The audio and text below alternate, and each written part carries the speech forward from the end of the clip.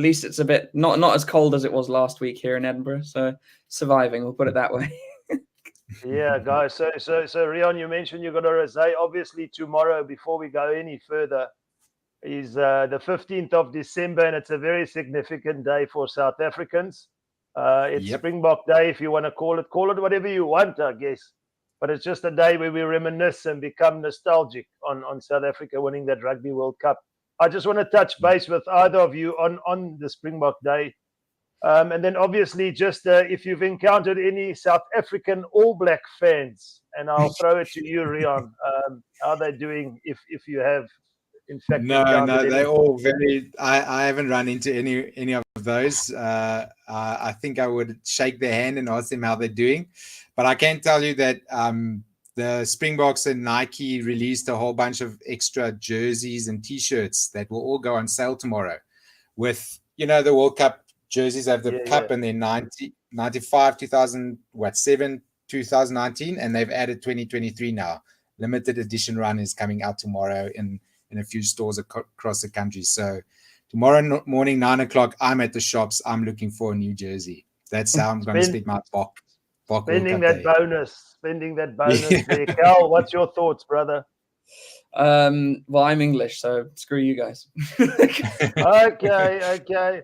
Yeah, it's just interesting. I just wanted to just touch in on the quarterfinal, semi-final, and final, of course, the 1-point victories. Rion, seeing that you're the Springbok guy in the room, can you remember those games just in a nutshell, where you were, and just touching base from the quarterfinal, the 1 point, the semi-final was like no way to the final. Yeah. How do you encapsulate your thoughts as we approach this 15th of December public holiday?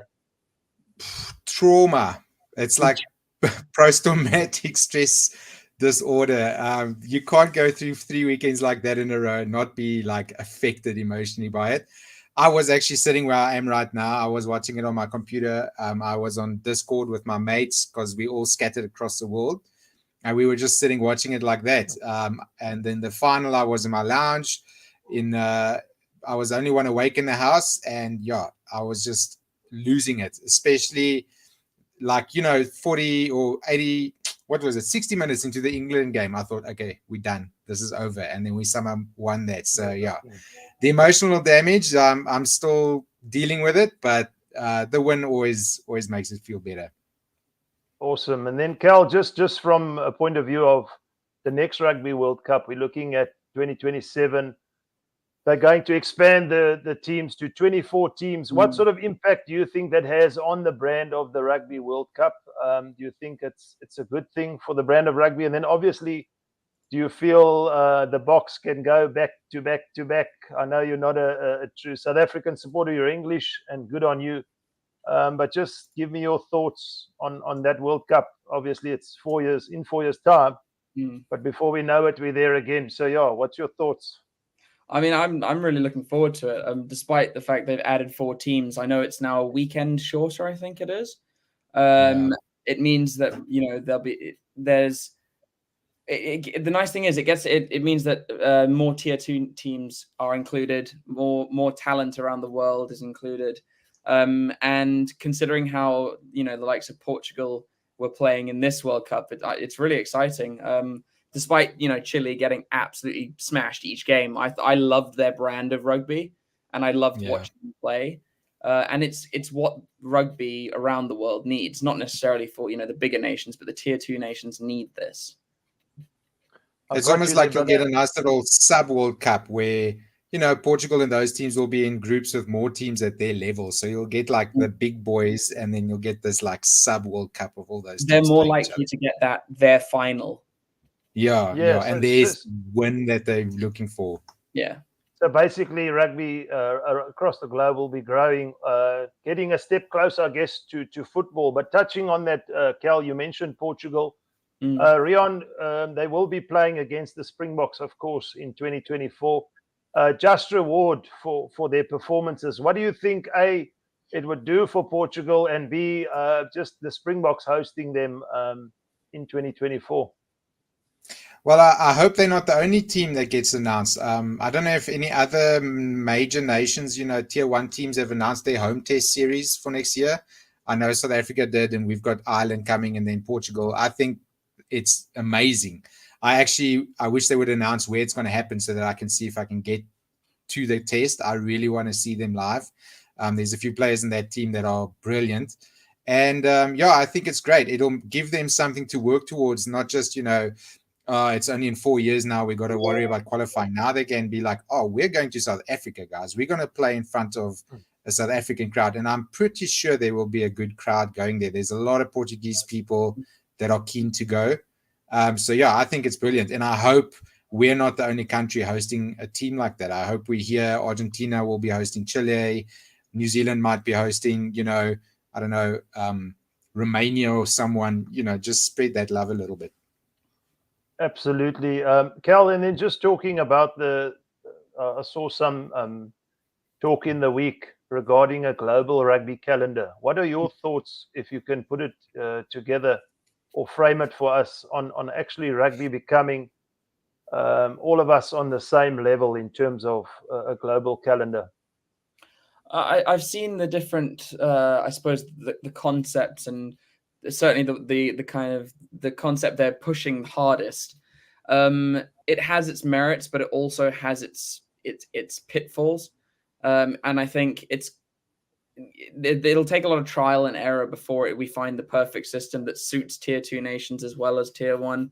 I think interestingly, I think one of the things we need to do in order to grow the game in the way we want to is actually cater less to tier 1 nations. They're already successful. They're already established. It's like, it's the same kind of thing where if you look at, the whole kind of development of developing countries, when we look at, let's say, global emissions and things like that, you can't go to an emerging country in Africa and say, you can't do this. We've already done it. You can't say that. It's hypocritical. It's unfair. We now have caused the problem. We should solve it. And to be honest, the RFU actually needs to be at the forefront of it, because for way too long, you get teams like Samoa and Fiji occasionally coming over to play, and they make like 10% of the match day profits, which is ridiculous. And the tier 2 nations need to benefit from that, not losing money by going and play tier 1. Cal, that's a very good point you mentioned there. And Rihanna, I'm going to throw it to you. I don't want to get too complicated, but I think in terms of a business model for World Rugby, if you take a team like Fiji, the national side don't spend too much time together because the players are preoccupied with earning their keep in France and Europe, for example. So how do we make sure that a national team like Fiji don't just rock up to a World Cup and get a £20 or whatever, for that matter, daily allowance, and actually are up there with the rest of, as Cal mentioned, the tier 1 nations? So that global calendar thing they were talking about, that's one of the things it's supposed to do is it's changing the Six Nations. The Six Nations going to be a week shorter. There's no longer going to be 2 rest weekends. It's only going to be 1 rest weekend, which is good. And that's going to open up windows for players to be eligible. There's like a Regulation 9 window where clubs in Europe and other places have to release their players for international duty. Now, a lot of times those windows don't fall exactly on the times where the international teams are playing. Sure. So this new global calendar is setting those windows in stone, and a French club cannot keep a Fijian player or whatever in their country. So you'll get your full strength Fiji team. You can get your full strength Fiji team to then go and play another nation, which is a good thing.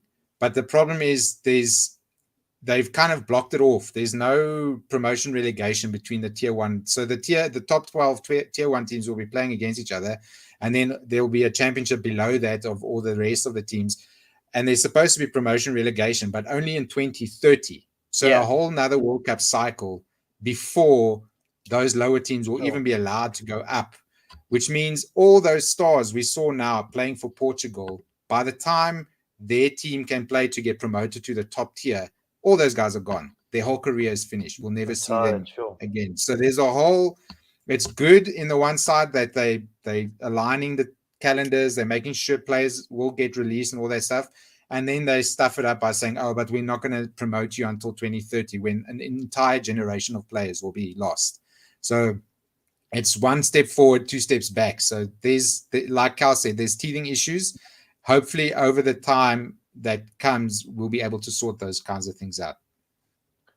Absolutely. And then, and Cal, just finishing off on this topic, in terms of like a World Cup that we saw now, for players who are doing this as a way of life, earning their keep for themselves, their family, do you think it is just a platform for them to basically audition for a European club and basically solidify a contract in Europe, for example, and earn their money? We do want the international teams to be strong, but on an individual level, what do you think goes through the mind of those players?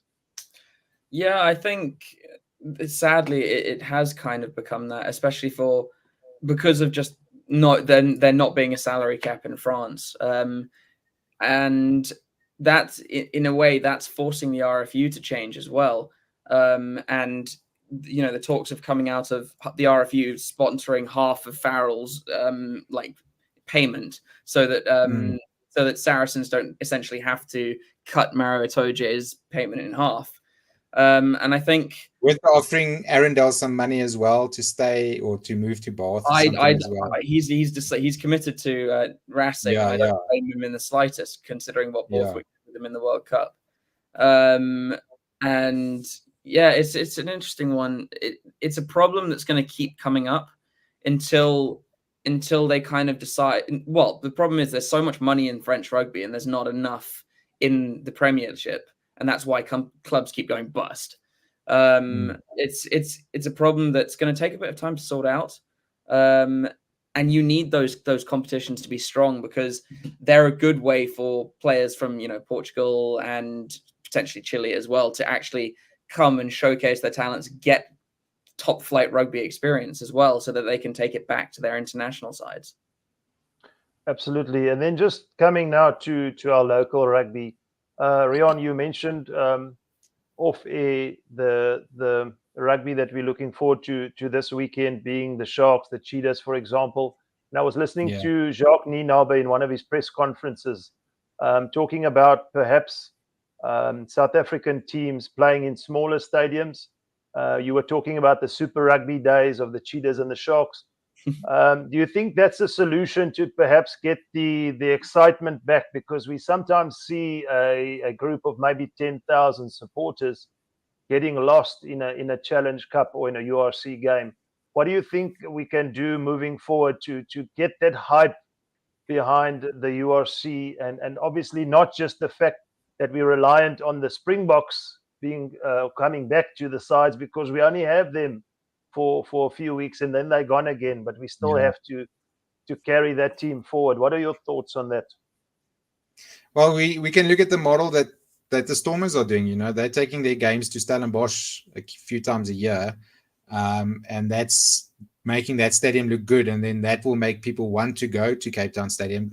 The thing that's funny about the Stormers are they're the only team that doesn't really own their stadium. DHL is Cape Town's stadium. There's concerts there, blah blah blah. The Stormers are just tenants. They're just primary tenant, but they're just tenants, so they get kicked out anytime there needs to be a monster truck rally happening there.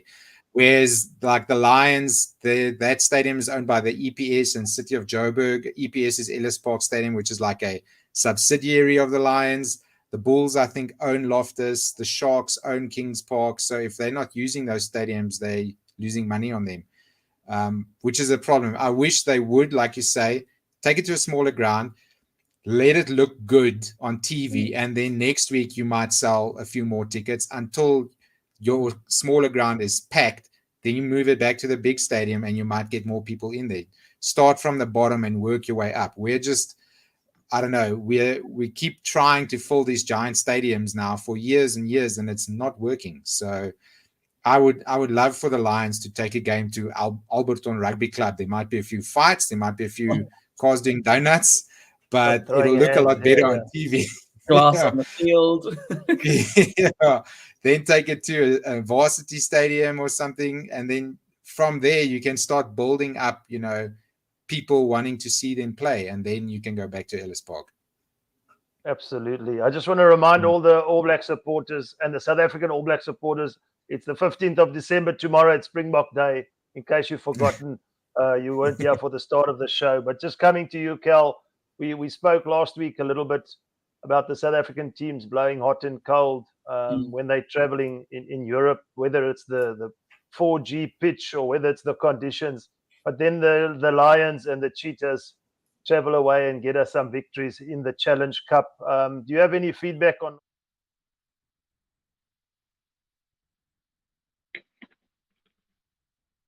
Hello and welcome back to Forever Rugby here on Forever Sports. My name is Reza. I am your host for this evening. I am obviously part of the Forever Sports team. I have been a part of Forever Rugby for a while now, but it's been a while since I've been able to do a watch along. So I'm very pleased to be able to do such a fascinating game. Obviously, a Champions Cup game between two incredible sides in Ulster and Racing 92. Ulster hosting and hoping to do the job over the top 14 block leaders in Racing. As the teams are in the tunnel at the moment, looking to come out, I do hope that you enjoy tonight's watch along. Please do, of course, like and subscribe to the channel if you haven't already. Let us know your predictions for this evening. I'm still on the fence. I'm not entirely sure which way this one's going to go, but I think I'm probably edging towards Racing. If you've got a different opinion, I will be checking comments every now and again, so please do let me know, and let's see how we go from there. So for tonight's score prediction, I think I'm going to go with, about 10 points, probably Racing's way. I think that's the way it's looking at the moment. These two teams don't actually have a lot of history between them, so there's not a lot to pick apart in terms of their history. But just to run you quickly through what the teams are looking like at the moment. Of course, on Ulster's side, we have Mr. Ginger himself, Stephen Kitsoff. At 1, 2, Rob Herring. 3, Tom O'Toole. 5, Ian Henderson. 6, Dave Ewers. 7, Nick Timoni. 8, Matt Rea. 9, John Cooney. 10, Billy Burns. 11, Jacob Stockdale. 12, Stuart McCloskey. 13, James Hume. 14, Robert Van Koenig. And 15, Mike Lowry for your starting lineup. We'll get to the subs in a little second.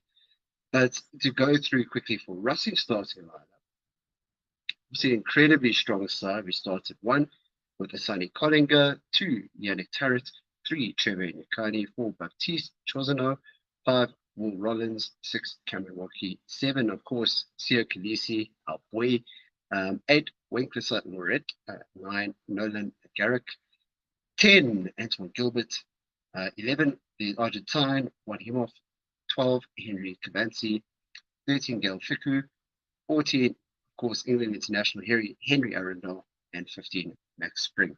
So 2 incredibly strong teams coming out here, and it looks like they are about to kick off very soon. But I am fascinated to see how this goes, because this is sort of getting to crunch time already in the Champions Cup. Of course, we've only got 4 rounds of group stage games. Then you jump into the round of 16, and then of course it's quarterfinals, semi-finals, and a final. So every game does feel very, very important. And I'd be fascinated to hear what you guys have to think. Stevie P said in the week earlier that, are we experiencing a bit of rugby fatigue still after the World Cup? Or are we not fascinated by the product of the Champions Cup? And obviously we've got URC, the EPCR, Curry Cup, and all sorts of other tournaments to keep us going. Which is the one that really captures your attention though, post-World Cup? Because it seems that everyone's kind of not too sure about what they should be watching, whether they're really that interested. So I'd be fascinated to know what your thoughts are. So as we head towards kickoff here, looks like Racing is going to have the kickoff. Of course, this is an Ulster-owned game. Kickoff is long and deep. Taken in well, just inside the 22. Set very slow ball here. Very, very slow ball here for for Ulster, I should say. Up and under. Up to the back here. Regathered though by Ulster. Who was that? I think that might have been one of the flankers there. Ball comes out to the back. They swing it wide ready for Ulster. Swing it right out to the wing. Pretty hot starcher for Ulster. Looking very, very good. Got a point to prove here. John Queenie takes it out. Onto Billy Burns. Billy Burns out the back there. Again, swinging it wide. Going coast to coast here, Ulster. A very quick ball for John Cooney. Very good break there, James Hume. Gets off into contact. Goes short side. James Hume having a blinder here, making a very couple of easy yards there on the short side. No one stopping him. Get another one-off carry ball to the forwards and penalty advantage for not rolling away there. Tom O'Toole takes it into contact again, short side. Kits off back into contact. Pops it up there quickly for David Ewers. Cooney takes it out again into the middle of the park, into the big boys. He goes short side again. That long arm is still there, and the long arm is given eventually. We're about 5 meters out from Racing Zion. A very hot start here by Ulster. Quite impressive. And it looks like they're not even going to think about it. It looks like Billy Burns is probably going to land up for a kick here. They're showing us a replay. Right from the beginning, I think it was Nick Timoni who had regathered that up and under right off the kickoff, really putting Ulster into good position to attack. We'll see what Billy Burns does here. He's actually got to the corner. And so we've got just about 6 meters out. Right to the line out, front ball, straight into the maul. It pops out somehow. Kitzel gets it out to Cooney. Cooney gets it out to, I think it's what was it, Clockley. Very scrappy, unfortunately, Ulster at the moment. But they're making some good yards again. McLaughlin right through the middle. Cooney comes out. 2 Birds. He shifts it on again. Taking it into contact. It's still about 10 meters out. Ref is dragging them back though. Dragging them all the way back to the line on the other side of the park. Can't quite make out what it was for. Looks like it was contact in the air for that line out. So they've got another opportunity at Ulster. We'll see. Do they stick with it? Do they go back to the corner? Very makeable kick if they decide to take it. See what Billy Burns decides to do here.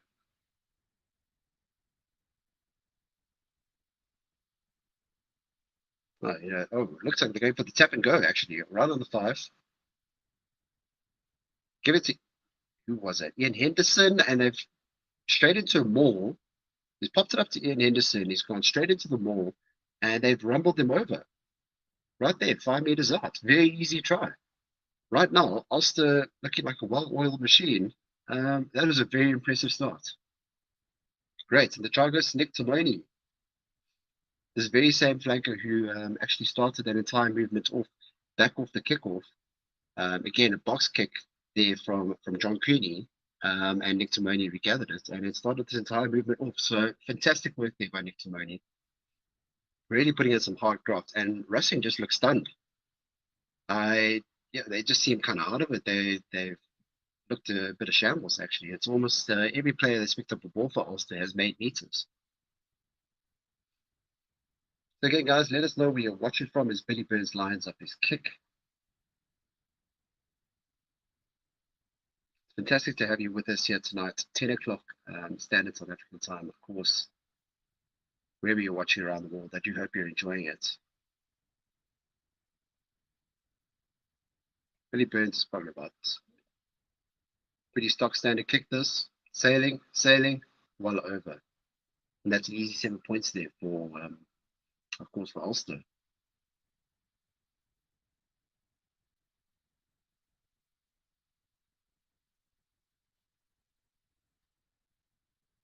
Well, we're going to have to see what Rossi can do here.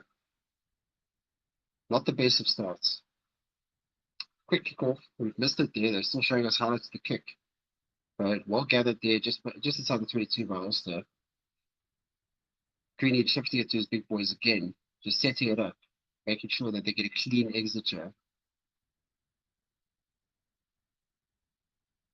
Up and under once again. It worked for them once before. Why can't it work again? Oh, and who was that? Oh, they hit very hard there. I think it might have been Spring for Russing. Hits hard as he regathered that up and under from Cooney. But they have retained it. About 40 meters out on Russing.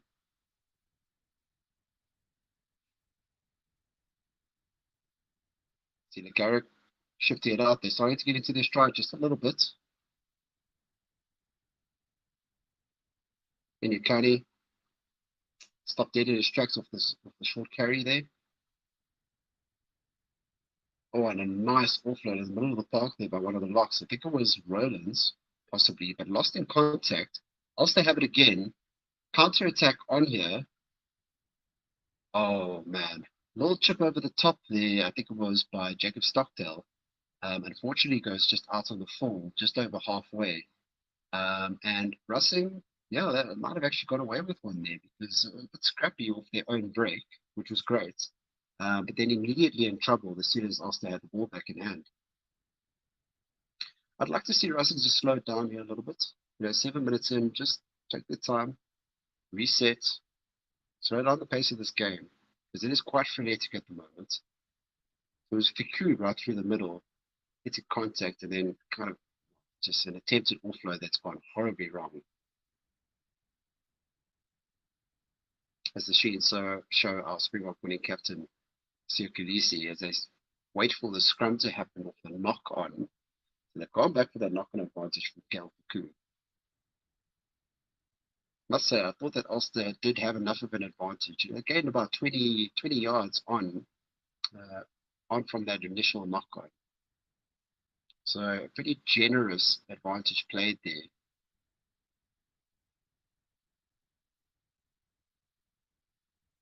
Cooney will feed into the scrum. See how this goes. First one of the game. Looks very steady. Off the back. They're throwing it wide again. McCloskey takes it into contact. It's gained a good 20 yards there, just over halfway now. Cooney again. Off to McCloskey, who drops it short for his favorite boy there. I think it was, who was that? Tom O'Toole, perhaps? Spring, it's deep. Spring sends it right back at Ulster. See how much yardage he made there. Didn't look like a very good kick, great connection. So a proper net gain there for Ulster, who are about 10 meters into Russing territory here. Another throw in here from Rob Herring. Really surprised to see them go with that front ball again into the wall.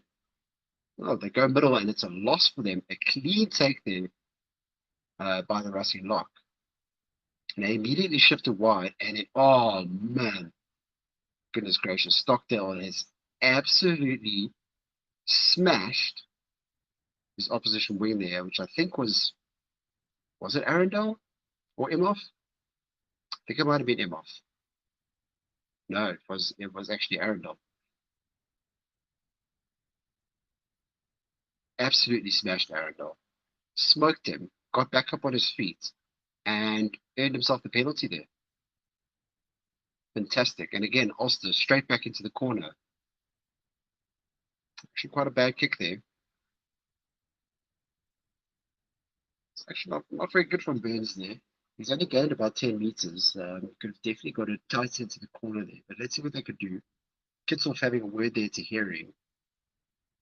Probably saying, give it to me, boy. I got this.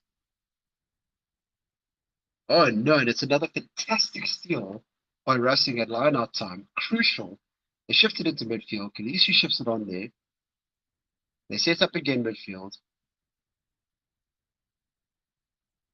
Oh, they're just not making much ground here on Russing, though, every time they have the ball. And ref has stopped play here. It looks like for a head injury to Rob Herring. Immediately stopped play in Russing's 22. And Russing had the ball. So I'm not sure. I think Russing will probably be happy with this. They need the break, to be very honest. Herring looks okay. He's still down. The medical team will still take a look at him. Might be a shoulder, perhaps a head injury, but either way, there was immediate concern from the ref. It shows the replay here. Oh, and it is head-on-head contact between, is that Rob Herring and Rollins. No, not intentional at all. Rollins just goes down. Herring is also down. Certainly no intent there from either side. I would be interested to see if either player gets penalised for that, or if Herring gets penalised for that. His body position was very low, and it looks like Rollins did duck into him. I wonder if it's even being considered. Doesn't seem to be. Doesn't seem to be getting reviewed. A lot of incidents like that in the World Cup were certainly at least sent upstairs for a look. So Rob Herring comes off the field, probably for an HIA, of course. Looks like Tom Stewart will be temporarily replacing him at least. Hopefully Rob Herring clears his HIA and will be back to play. Although after losing 2 lineouts in a row, perhaps it's better that Tom Stewart does stay on the park.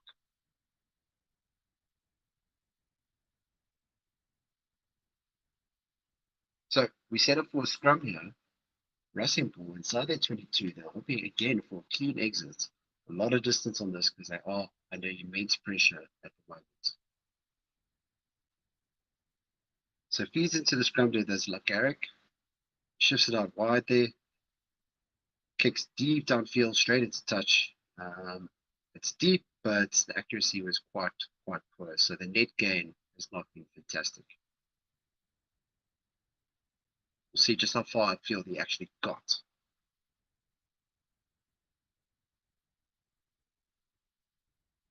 Yep. I mean, it's 5 meters out from the 22. Tom Stewart throws in, and another steal. My goodness, these racing locks are on fire at the moment. Jeez, they are absolutely killing it. That is 3 clean line-out steals in a row. Different hookers as well for Ulster. And, oh goodness, Rollins has stolen that all the way off from Ulster's side there. It wasn't even a straight throw from Ulster, and he still stole it. Tom Stewart again with another throw in. Very odd technique, and that is not straight. Very weird technique if you are watching this on YouTube and you are watching me right now. It's kind of like almost like a sidearm throw. I can't imagine that must be very easy to control. And Ulster's Ulster's hookers, they didn't down at the moment. That's really quite poor as they set up for the scrum. Results from the skew throw.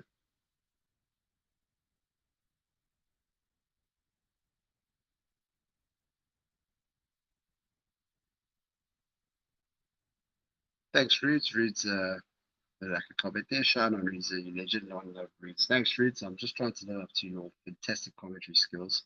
Absolute inspiration for me as you see Racing feed into the scrum.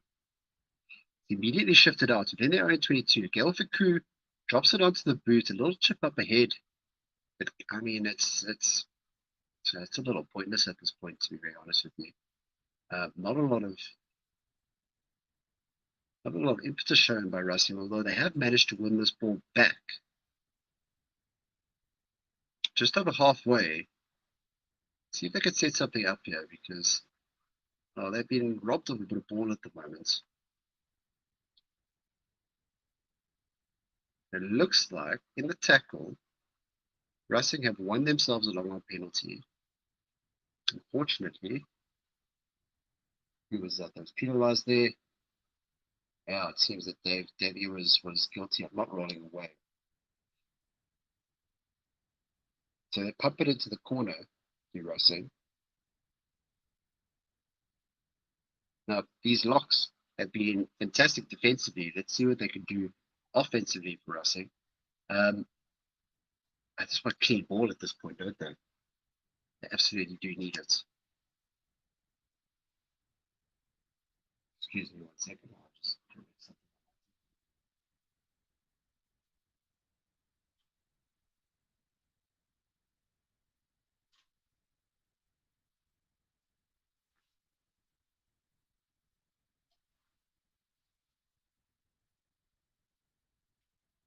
So Ulster come away with come away with the ball again after that line out. And they have made tremendous ground.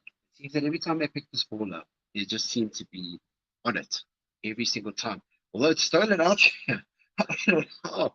Lockie has come away with it. The flanker from Racing, away with it, gone straight up the middle, straight through the ruck, and then lost it again. And so Racing just can't seem to hold on to the ball at the moment. So it's a bit ridiculous. So Ulster go again. They shift it out wide and making yards once again. This time it's now through their prop. Tom O'Toole just runs it up and it seems to be making meters for fun. Clearly sends it up from halfway out to the 22. It's clearly taken the Spriggs at the back for Racing. Garrick sends it out to Khaleesi. Khaleesi sends it out again. It's dropped onto the boot there by Gilbert. Deep, deep, deep. He has managed to turn Jacob Stockdale,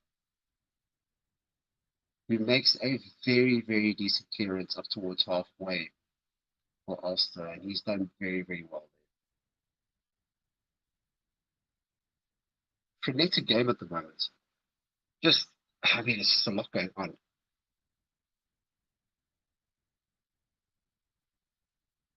Sorry, correct me, that wasn't Jacob, that was Mike Lowry, of course. With a fantastic clearance off his right boot there. Just about carrying it to touch. Done very, very well there. So every time Racing seems to get some go forward, they seem to lose again. And so this throw in for Racing. Right, they're working it up from midfield here. And it is a fantastic break here by Garrick. We always got about, yet again. Garrick has gone through the middle, made a fantastic break, and all the players around him just don't seem able to assist him. He's gone to ground, popped up a pretty good ball there, it looks like, for Gilbert, and he's just dropped it. And knock on, Ulster ball once again. So a couple of phases of play for Racing, that's all they seem to get. They actually do manage to find the odd break. They're just unable to take advantage of it at the moment.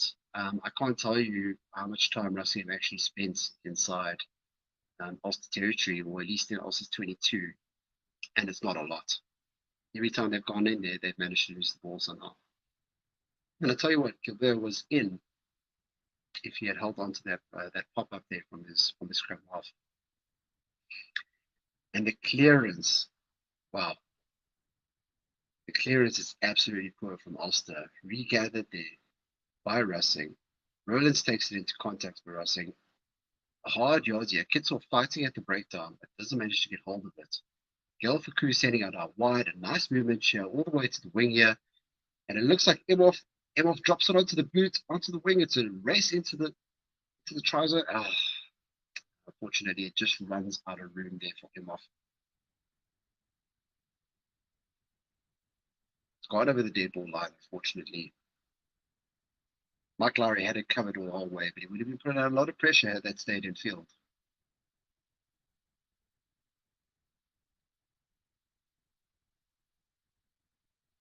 He's done very well there, Mike Lowry. Just made the call to make sure that it went out. Didn't panic. But very, very well.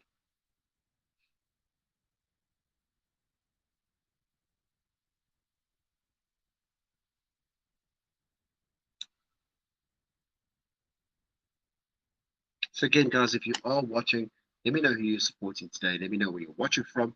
I'm absolutely fascinated to see if you're still interested in Champions Cup. What it's doing for you, whether or not you enjoy it or not. Yeah, it's a very weird concept for me at the moment. These are two top tier teams, really. There should be no reason why anyone wouldn't want to watch them play. So as you watch Ulster restart this game, again, it's driven straight down the middle of the field, taken back into contact here by Racing. Just over halfway, looks like, who was that? Trevor. Trevor carrying it up a good couple of meters in midfield there. Racing swinging it off, caught behind the game line there. I think it was Imhoff.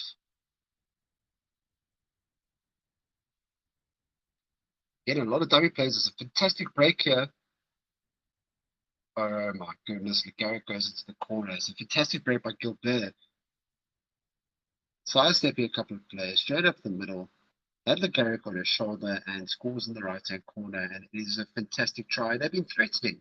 Don't get me wrong, they have absolutely been threatening to do this. It's just that they just never have been able to quite click, and this one definitely clicked. Great movements. I must say, if I was Ulster, I feel pretty hard done by at the moment because they have been looking like the more threatening team. I would say Racing have looked a little scrappy, but this might be the impetus they need just to get back on track, just to settle the nerves, make sure that they, man, Gilbert has absolutely sold everyone as he made that break. Running between a couple of forwards there, and then from there was nobody in his way but Mike Lowry and the Garrick on his shoulder. Although, hold on, apparently obstruction. They've called it back. They've had a review. Wow. I'm not so sure about this one. They show you this again. So Gilbert gets the ball. Oh no, it's a bit of a dummy run there. Looks like from Kolinga or Woki. And I mean, it's really not much in it. And you can see the defender was just assaulted by the dummy run. And I'm not entirely sure he would have got there. His attention was solely focused on the dummy runner. The dummy runner hasn't taken him out of anything of the sort. Yeah, that's a lot of hard work done by Gilbert and the Garrick that's now been taken away from them. But it shows that they are capable, that they are certainly able to do it. So the penalty goes the way of Ulster. They booted it downfield just inside of Racing's 22. And then the throw-in, same time, just remind everyone that Tom Stewart is still on the field. Rob Herring has not returned yet. And again, it's good work there again by Racing. We have again stolen the ball. It looks like Garrett got hands to it and then was kind of taken out by Tom Stewart, and in the process of handling it, he was knocked it on, unfortunately. So Ulster catch a nice break here. They're still inside the 22. Sets up with a scrum on the side here, left-hand side, with the entire field to work with. Certainly has got to be a backline move. Something set. Let them cook on the wings there.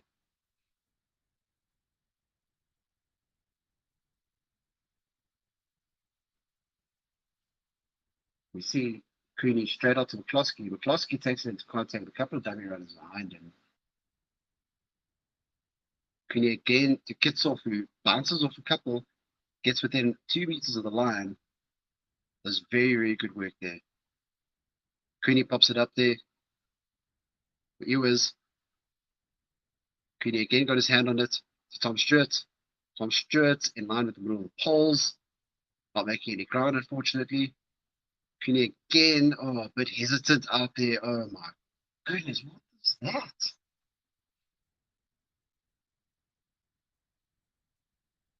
Oh wow.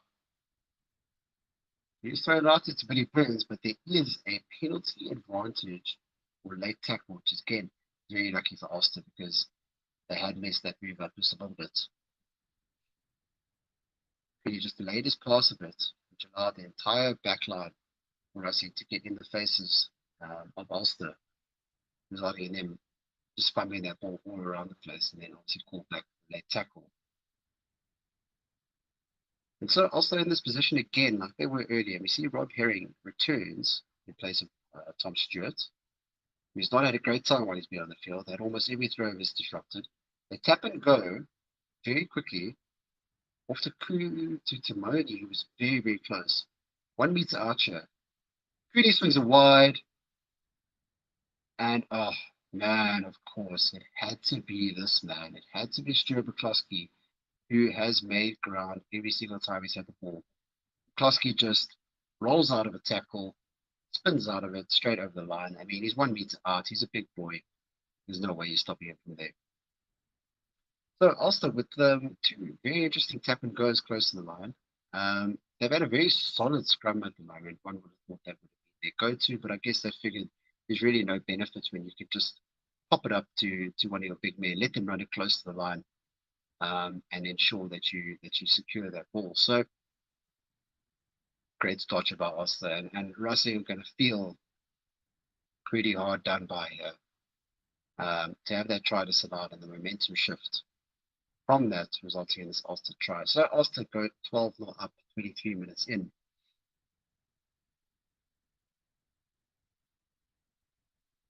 See McCluskey for his efforts. It's got a small cut under his eye there, nothing too major though. As Billy Burns lines up his conversion, get 14 points clear of Racing. This is a huge game in the context of this pool. Don't get it wrong. This is massive. This is actually very, very important because it's more than likely, oh, and Billy Burns' conversion attempt hits the poles and does not go over. Well, has it gone over? No, it has gone over. I apologize. That's bounced almost sideways off the pole, inside the pole. Looked like it hadn't gone in, but it has. 14-0 up there to Ulster. And Rossi need to do something quickly. This is starting to look like it might just get away from them. League leaders Racing losing to URC 7th place Ulster. Kickoff goes up, box kick again from Cooney up to halfway. It's back into Racing hands. You see Garrett pops it up there for Inyakane, who gets chopped around the legs and goes for a dive around it. But makes a few meters. Garrett again, quick ball out to Khaleesi. Khaleesi is hit hard. Oh no, and then there's quick ball out and it's popped 1, 2, and then there's another pop that was absolutely unnecessary. There was no space out there on that wing anyway. It's a no-look pop. It's gone behind everybody and out of play. So Ulster again will have the throw-in, although Rossi at this point must feel that it is their throw-in because they have won almost everything. Rob Herring back on the field though. Throws deep balls right to the back there. Nick Timoni, who gathers it cleanly and it's swung out wide immediately. Balakone, big boy, runs it to Gail Faku. Makes a couple of meters. Again, it's just too easy. Also just making easy meters at the moment every time they have ball in hand. Nothing fancy, nothing complicated. Just Racing don't seem to want to get in their faces at all. They swung it back out to midfield. They set up again. They've gone back over to the left-hand side. Again, making another cut, 3-4 meters every single time they've got the ball. Kitsoff popped up to Kitsoff. Kitsoff makes a few meters, pops it back. And who's that? I think it was popped out to Cooney, who then drops it very, very deep. And unfortunately, it's run out over the dead ball line. So a bit of a waste there. Just trying to see who that was. Might have been James Hume.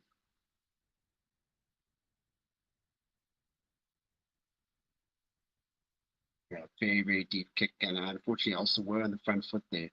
I'm sure his teammates are not going to be too happy with him there. There's absolutely no need for that. And so, ball goes back to Racing. We're going to be able to set up in the middle of the park here. The restart scrum, although there's a break in play. Seems that we're attending to a couple of injuries here and there.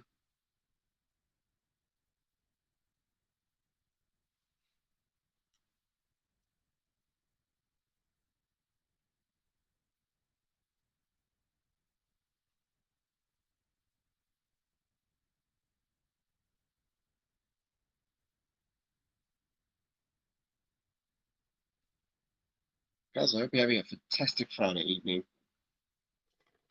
Friday evening. Saturday evening. Tomorrow we going to Pink Day. A couple of guys from Rainbow Sports crew. Going to Pink Day. If you don't know what that is South Africa versus India cricket team. For Wanderers, going to be a fantastic time. Lovers of all sports here at Forever Sports. But today, it's all about rugby.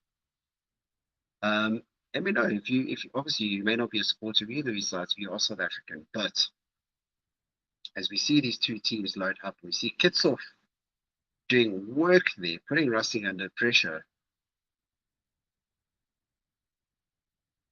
Rossi come away with it. They swing it out to Gail Faku. He takes it into contact, makes a couple of meters. The Garrick swings it out again into his forwards, and it's not a clean ball, unfortunately. They're getting hit hard. Very, very hard. It gets swung out there. Clear little chip through there. It was that bar. It might have been Javanti. Javanti makes the hit again. Oh, and he actually manages to steal. Oh, no. Unfortunately, he did manage to steal it back, but unfortunately, there was no release in the tackle initially. And so we have penalty Ulster way just inside the 22. But I wonder what it was feel like for a guy like Sia Khaleesi to be sitting there in the scrum, pack it down, and he knows he's played with it for so many years. He sees Stephen Kitsoff on the other end of this, one of the best players in the world, best scrummagers in the world, and Sia Khaleesi would know that firsthand.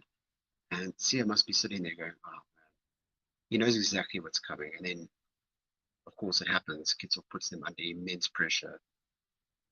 Must be a terrible thing to know absolutely everything there is to know about the player opposite you and knowing the damage that they can do to you.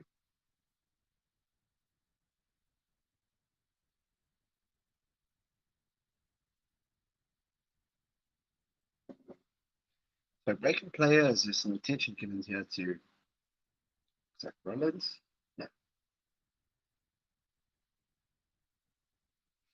Sorry, that was Stephen Henderson. Nothing serious though. So this penalty for Ulster inside their 22. Made some decent ground there. 10 meters away from halfway, still inside Ulster territory. Throw in fair by Rob Herring. He goes back ball, taken cleanly there by Ian Henderson, straight into the maul. They have broken off though. Goes to Ewers, who makes about 5 meters or so. Cooney sets up, bit of a slow ball here. Looks like he's going for the box kick. He sends it up, it's gone pretty much straight up. Not a great kick. A lot of bodies around that ball. Racing have come away with it. They're looking to swing it out. A little chip kick there by Billy Burns. Oh, that's a fantastic take on the wing here by one him off. One on one there. Oh, he is taken down, unfortunately, by Mike Lowry. And it goes to the Garrick. The Garrick pops up to the Garrick, and the Garrick has gone into the corner. That is a fantastic try. Absolutely fantastic. Wow. Wow, wow, wow. Racing certainly have that X factor when they want to turn it on. That was a really, really special kick. All coming from a very bad kick, box kick there by Cooney for Ulster. And Yukade shifts it out to, again, it does look like Billy Burns. Billy Burns, cross kick over to Imhoff. Balikoni was mistimed it completely on Imhoff, missed him completely. Mike Lowry had to get up, make the tackle at the back there inside the 22, and it was just popped up to the Garrick, who came in on the angle. And there's no one on that wing as Balikoni was still making his way back. In fact, it's so bad, Mike Lowry had just made the tackle. His back was still turned to Racing's side. Oh my, wow.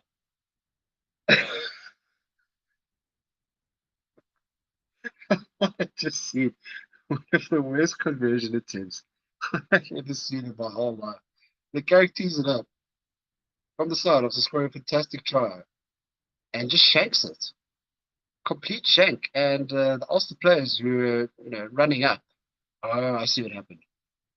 All right, so unfortunately for the Garrick, the ball had started to fall over just as he was about to hit it, and so he basically topped it.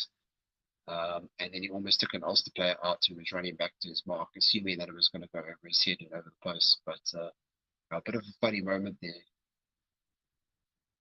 Not the greatest for the Garrick, who's went from the highest of highs to the lowest of lows there. But it is 14-5, still to Ulster, 31 minutes in. One try between them, but no conversion there for the Garrick. Oh, it looks like there was a throw in there with the kickoff. Someone, Mr. Crossing, had made a bit of a mess of that, and Ulster have it in the middle of the park here. And it is a knock-on after a fantastic hit there. Gael Faku swings it out. A little trip over the top there. He was by Aaron Dahl. Back to Gilbert. Fancy just knocks it through. Bit of a nothing kick into the Ulster 22. Sent back deep again. We've also did it to Spring. Spring takes it into contact, middle of the field, about 10 minutes into Ulster, 10 meters into Ulster territory. The Garrick again swings it out. It's a bit of a setup, a bit of a dummy ball behind the back. Gelfiku goes wide again. Chavanti makes a couple of meters. The Garrick picks one of his big boys, Rollins, to run into it.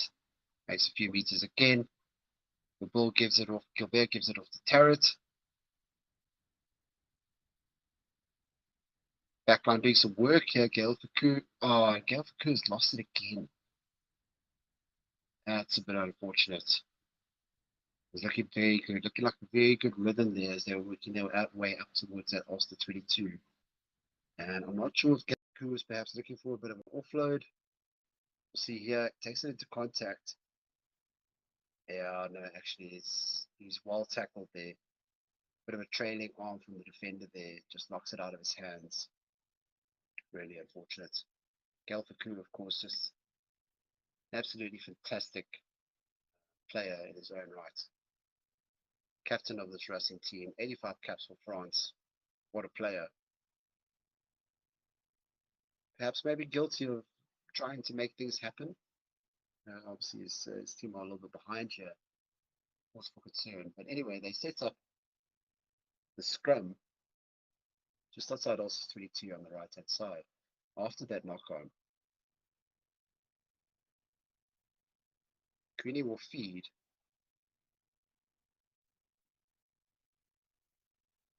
Expect a big hit here from Kitsoff. Yeah, and it is a massive hit. Massive, massive hit.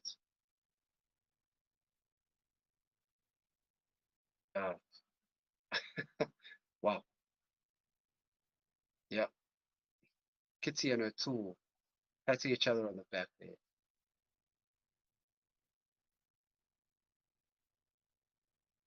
Massive work there. They've earned that penalty. Got their team out of trouble. It's cleared out by Burns.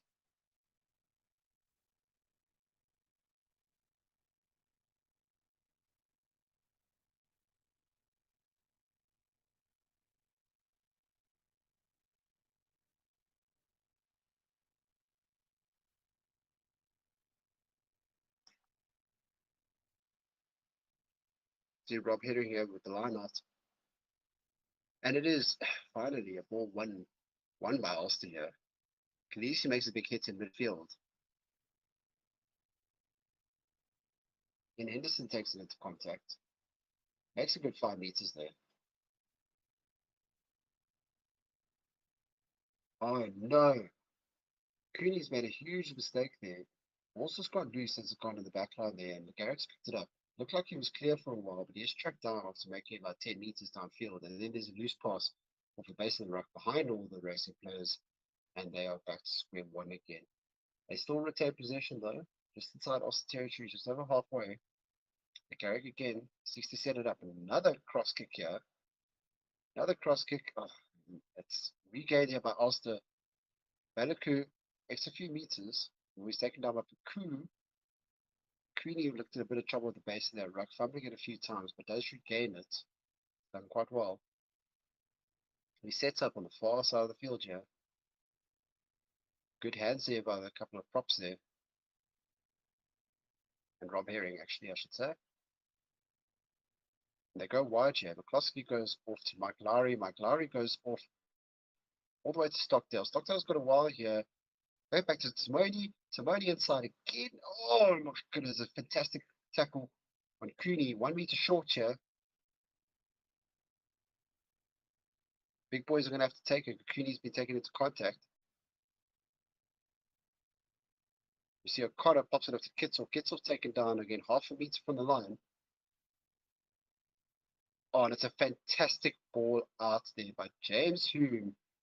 All the way through to Matt Rea, who was sitting on the wing. Racing very tight in their lines. No one defending him out there. They're obviously hoping to hit him early before he managed to release that ball. But Hume, cool under pressure, swings out a fantastic ball there to Matty Rea. And that is a well-worked try for Ulster. Yeah, good 60-meter build up there. Absolutely classy. Couple of standout players for me tonight, especially on this Ulster side. Cooney, Timoni. Timoni's been all over the park, really. Matty Ria reaping the rewards there in the corner. Easy running, nobody in his way. Well celebrated by his teammates.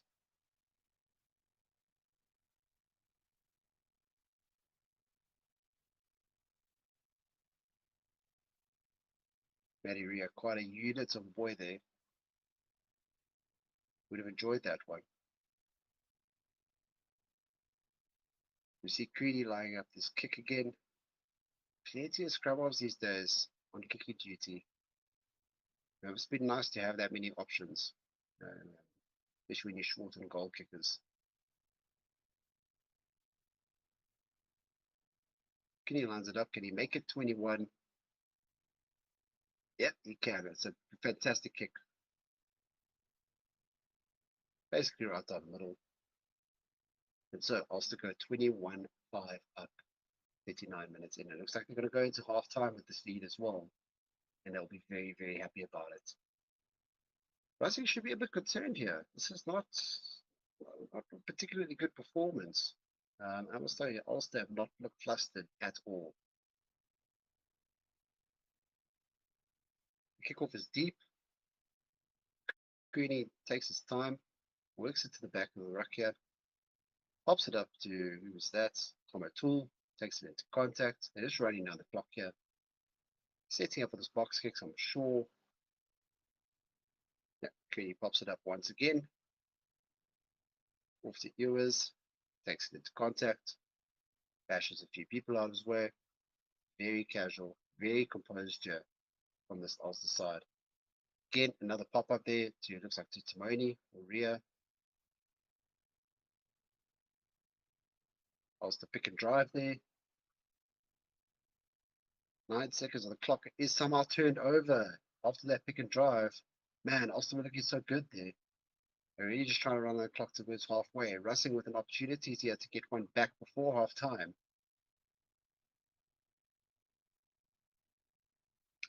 Garrick takes it out, sets it in midfield there to Rollins. Oh, bit of a messy clean out though. Robert to Fiku. Fiku gives it off to look like Chavansi, who takes it into contact. Again, swing it out short side. Garrick looking for runners, finds Khaleesi. Supported by Ndikane, makes a couple of meters. Ball pops out, but McGarrick is there to collect. Looks like there's a long arm penalty here coming in the way of Racing, which would be great there. Up to the 22-meter line here. There's Ulster players all over this ball here.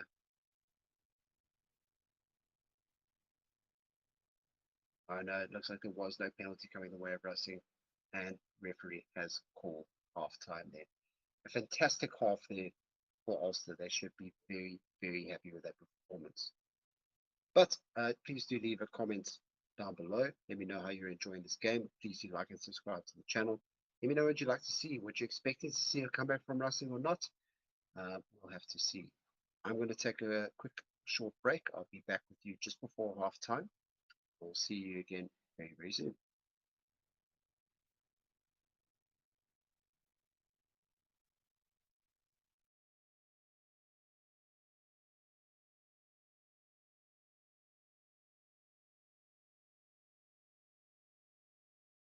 Hello and welcome, my name is Reese and I'm going to be chatting to you about one of our channel partners, BOYLESPORTS. BOYLESPORTS is the official betting partner of Forever Sports. Back your favourite teams and players at the most competitive betting odds on all the sporting action on the top leagues around the world. Be sure to check out our betting masterclass series on the Forever Sports channel to see how you can get started with betting with BOYLESPORTS. Sign up today and get a 100% deposit match. So get yourself a BOYLESPORTS account by using the link in the description. BOYLESPORTS is licensed and regulated by the Western Cape Gambling and Racing Board. Terms and conditions apply.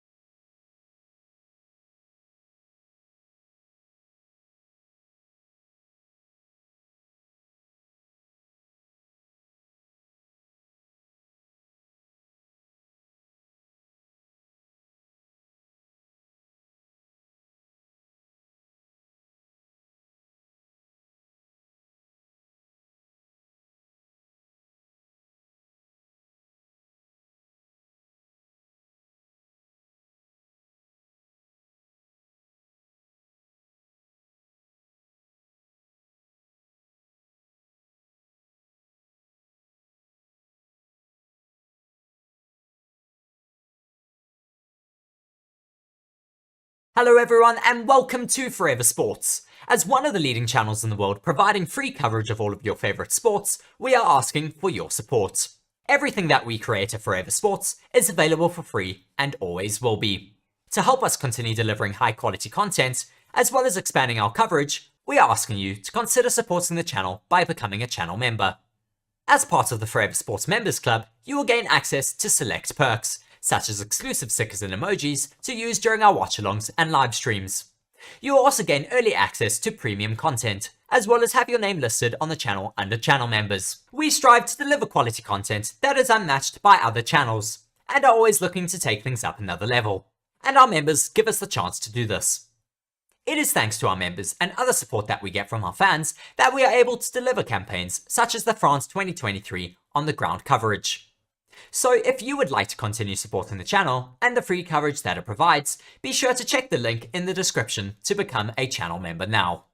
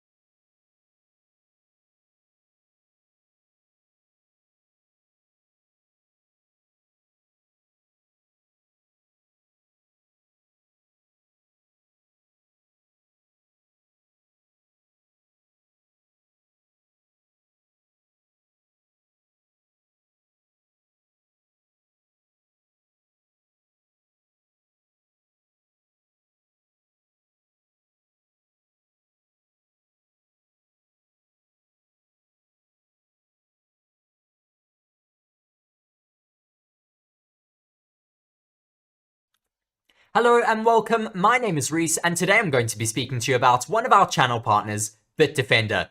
Forever Sports is proudly supported by Bitdefender, one of the global leaders in cybersecurity. Stay safe with the most consistently top-rated antivirus of the last 10 years and counting. To protect yourself from cyber attacks, protect your browsing and personal information, and so much more, get Bitdefender. With Bitdefender's premium VPN, digital privacy and freedom is as easy as flicking on a light switch. Bank, stream, and download without exposing a single byte of personal information. Unblock your favorite streaming sites and get access to content that you want to watch on up to 10 devices today. Effective, invisible, and amazingly affordable. Use the link in the description to get started.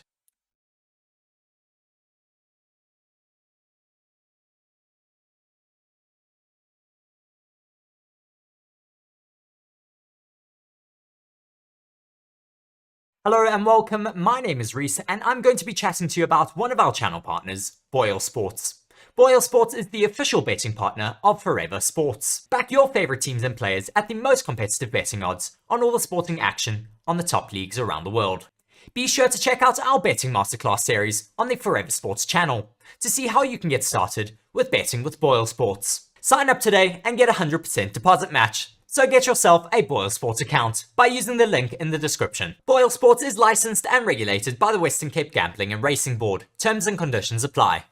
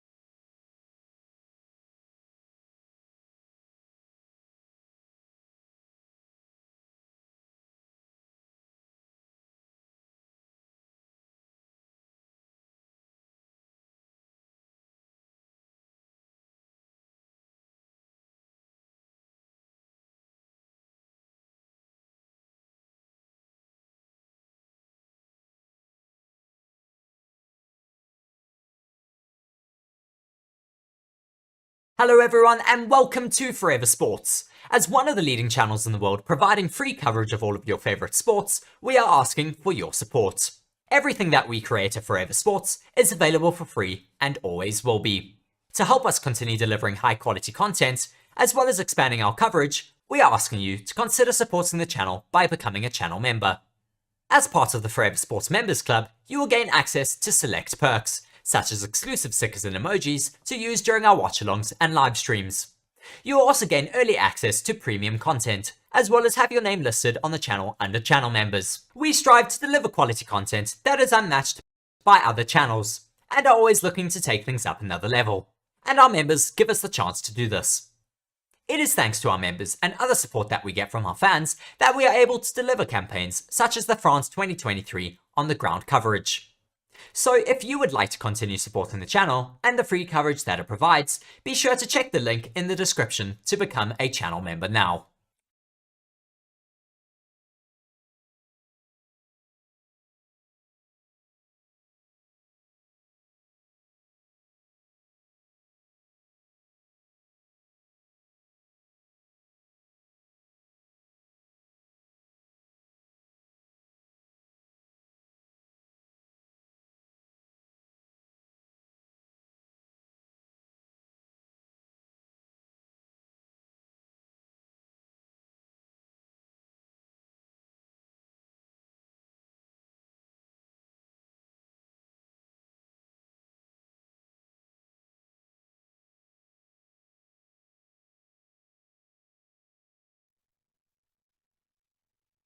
Hello and welcome back.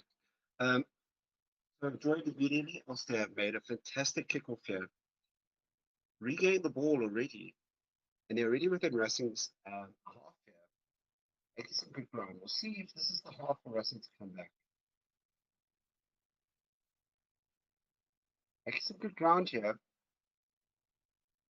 but hit hard. Hit hard. Also still have the ball here, doing very well. Just to retain it. Very Balikoni on the wing there on the short side. Steps, goes nowhere. It's just hard on the tackle. And you're kind of making a big hit there. One of their big boys. Gets off in the middle of the park here. Makes a meter, hands it off to the Garrick. Sorry, not to the Garrick, of course. To Puny. Billy Burns smokes it downfield. Bit of an awkward ball, but it just runs out just over the 22. Russell will have a throw in here and a little bit of a reprieve.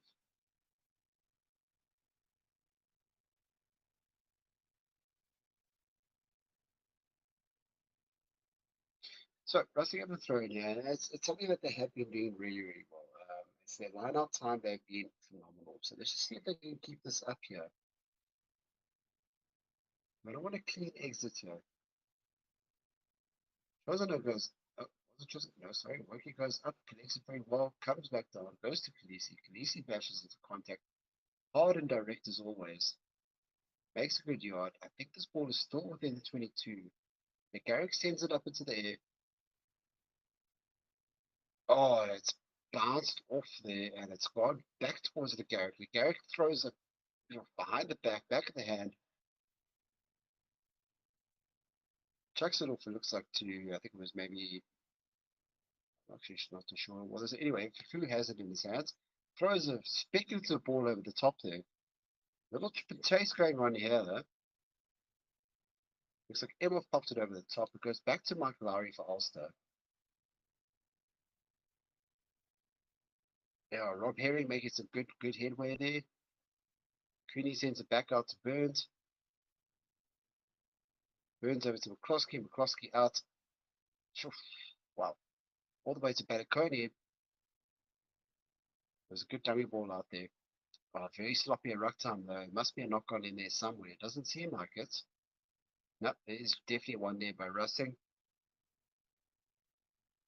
Yep, 100% was one there by Russing, and they are then caught offside as a result. And the follow-up play was bouncing all over after a very messy ruck once Balikoni was taken down.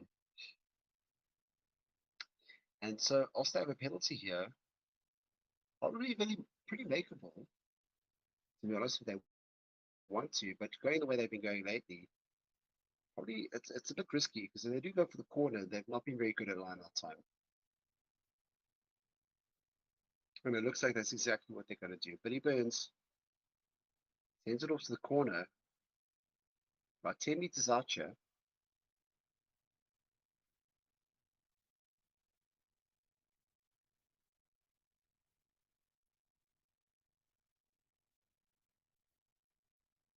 Gets off in the ear of Rob Herring here. Wouldn't be surprised to see mid front ball, perhaps straight into the maul. Maybe a quick break off. And it is a middle ball. It is taken well there by Ian Henderson. It's down into the wall. Rob Herring at the back. Also making headway here. Now it looks like we have one stop yet.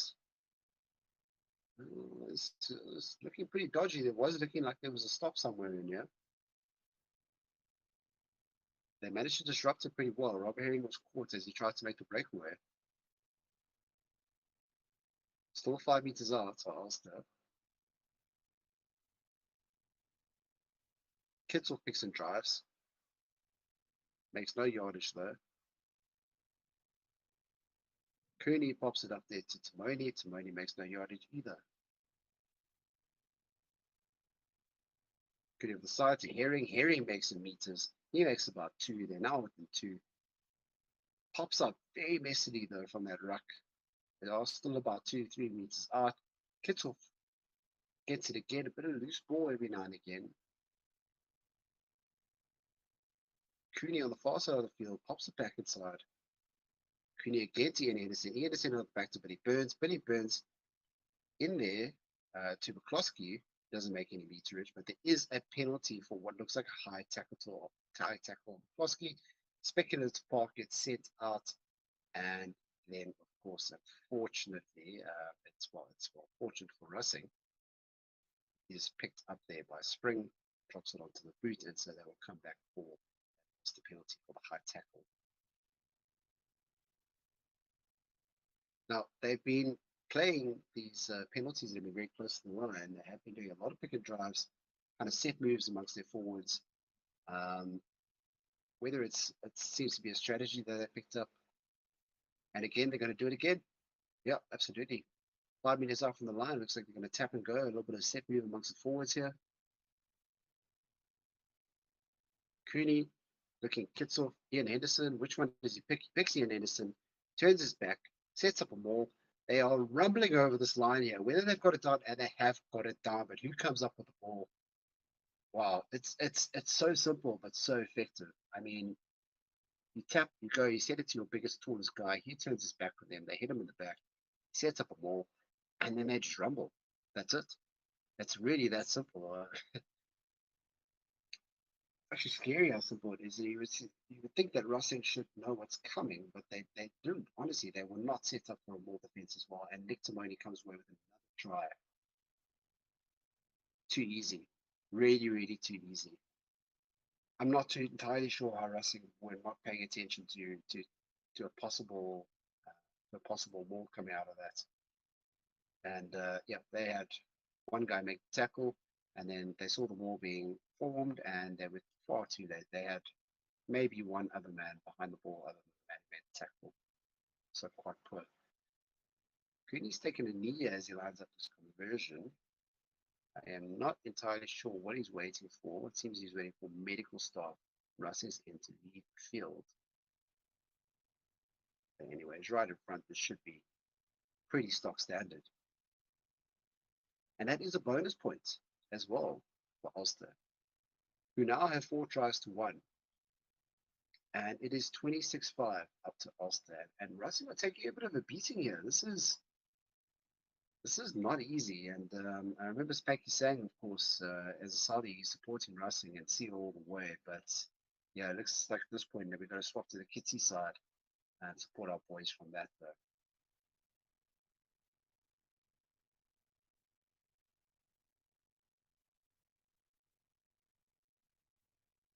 Mescal says definitely chose the wrong game to watch tonight.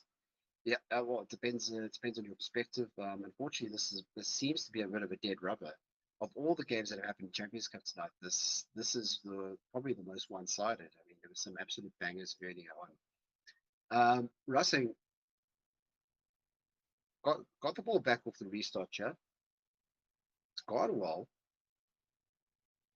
Half decent, taken into contact, and somehow it's lost again.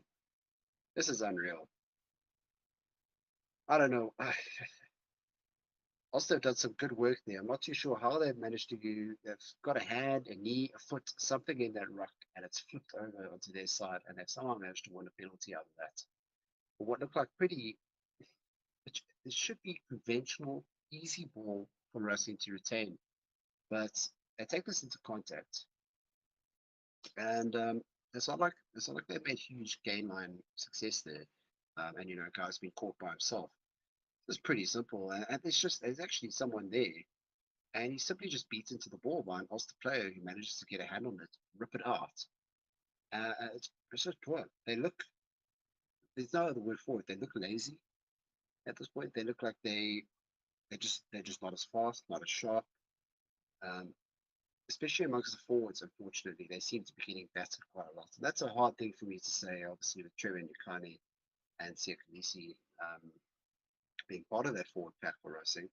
The backs have certainly shown a bit of impetus, a bit of go forward, but a skill level that is really being up in par there with that Ulster side. But amongst the forwards, they're getting battered. Ulster have the throw in here after taking their penalty. They have won that, thank goodness, because as I said before, there's not been an area of strength. They've set up a more. They're making ground here. Referee is saying that Racing have been swimming up the wall, and so has awarded them a long on penalty advantage. But they've broken off there, went to Balaku, went back inside there to Cooney, and they made some good ground. Again, it's very broken play here at the moment. This is suiting Ulster perfectly. Ewers has the ball, shifts it off to Kitsov, Kitsov shifts it off to Lowry. Lowry sends it up wide there to Timoni. And what is Timoni doing on that wing? I've got no idea. But showing a hell of a pretty good touch there with the boot. Unfortunately, it is picked up there by Spring and clips it back downfield. Where it looks like there to Mike Lowry. Takes it into contact. Cooney will look to reset this up. However, it looks like Lowry's being called for holding onto the ball. Was that James Hume? And called for holding onto the ball. So Racing have won themselves a penalty here. They're in a pretty decent position. They need to bash this downfield. They need to get as close to their line as possible. Set up something simple. And they really just need to get over the line at this point. It's not looking good for them.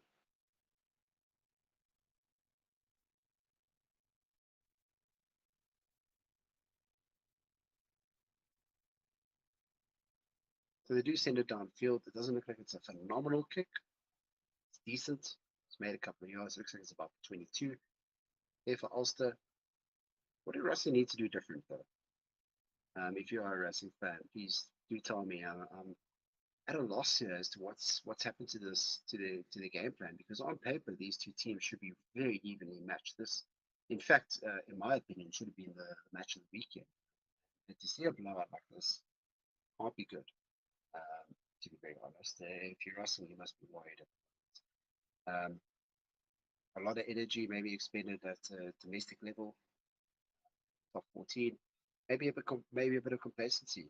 Do you think that Ulster, although on paper they only are sitting in 7th, perhaps they have harder opposition in URC? Maybe that's what we're seeing here as a result. We saw La Rochelle losing early as well, which is a bit of a shock to everyone. So, off the penalty, Racing have set up their own maul, and it's worked. Thank goodness. They've set up something simple. It's looked effective. They've worked their way all the way up to within about 4 meters. The Garrick pops it up again to one of his big boys.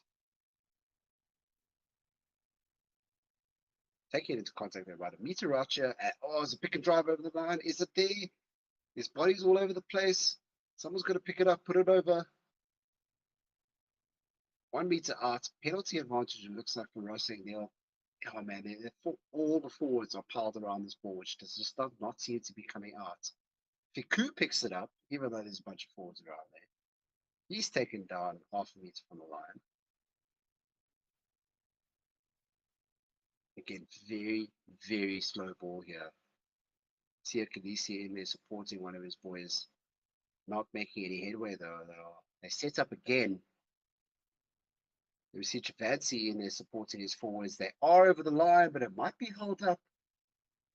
And ref has made an instant call that it is indeed held up. So it's fantastic work there by Ulster, not only to hold it up, but to slow down every passage of play leading up to that, which was huge. They've really put the pressure on there. And should Racing not come away with any points from this visit, I think that we're going to have to consider that this game might just be over, unfortunately. 55 minutes in, 23 points to make up. They've got to get a move on. Just have to. We'll see what they can do here. A couple of words of encouragement there from Chozana to his forward pack, kind of hyping them up. Rob Herring goes off for Ulster, replaced again by Tom Stewart. We came on earlier. I'll tell you what, Tom Stewart had an absolute torrid time in the lineouts with his throws. I hope he's hoping to improve it in the second stint in this game. Parrott with a throw-in for Racing. They came back for a long-arm advantage. I think it was offside. They set up a ball. It's looking good. Everyone's piled in there. Travanci's piled in there. Faku's piled in there. Tarrett's got the ball. Tarrett's fantastic. Thank goodness. Tarrett's worked his way over there, but it took pretty much this entire Racing team to work that ball over. But it is simple. It is clean. It is powerful play. Tarrett shaking his head as if to say, man, that's a long time coming. And it has. They've really just kind of needed that settled sort of clean play, a game plan that worked, just to settle the nerves a little bit, get themselves the chance to get back in this game. This conversion will also be very important now. Garrick sent it high, high, high, and wide. Wide on the right there. That's unfortunate. Yeah, the Garricks missed a couple of points now for Boots, which if they are going to get back into this game, that may be very, very important.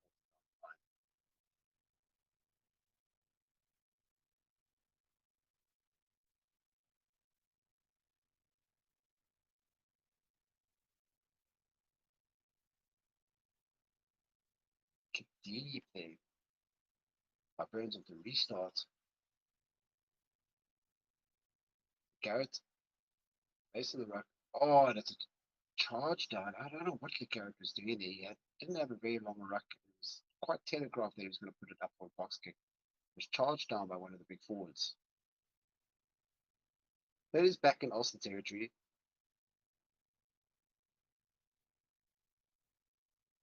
Between working their way up to the 22. Cooney sending out one off runners, just setting up a base here.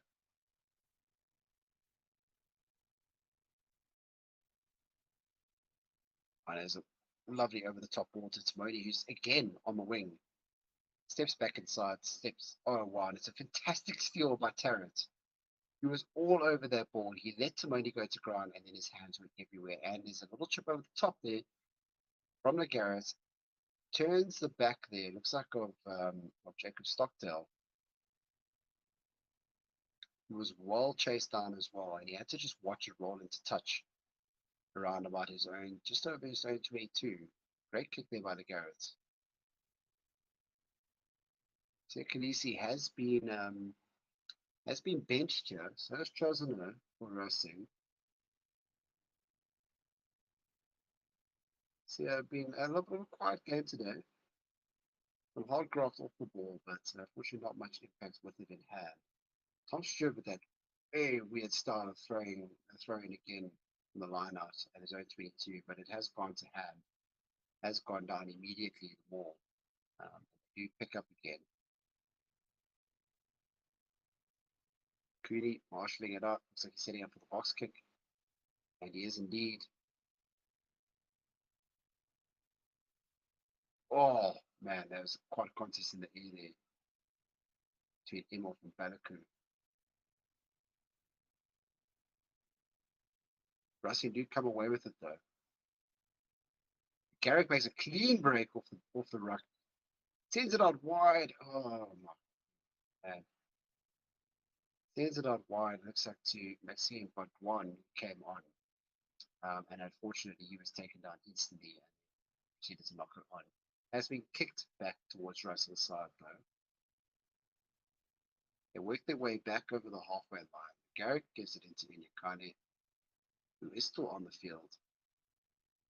There's a long on penalty that's coming. It looks like from no roll. The coup acting almost in the flower position there. Setting it up. The subs are going to have to make an impact here. Now, unfortunately, they're caught behind the game line, so referees brought him back for that earlier long arm. No roll. Yeah, the Garrick has looked amazing, by the way, for Racing. I mean, he's really done his absolute best to spur his team on, and they're just, unfortunately, have not backed him up. The 28-10 here, it's not totally out of hand for Racing at the moment. Again, another opportunity for them to gain some points here.